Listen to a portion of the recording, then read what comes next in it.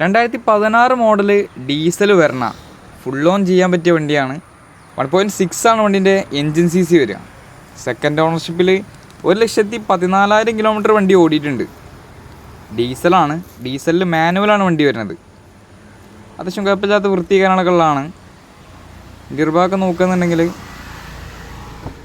അത്യാവശ്യം കുഴപ്പമില്ലാത്ത വൃത്തിയുണ്ട്. Seat cover കാര്യങ്ങളൊക്കെ ചെയ്തിട്ടുണ്ട്. പിന്നെ വണ്ടീൻ്റെ ഓപ്ഷൻ വരുന്നത് എസ് ആണ്. ഒരുവിധം എല്ലാ ബേസിക് ആയിട്ടുള്ള ഫീച്ചേഴ്സും വണ്ടിക്ക് വരും.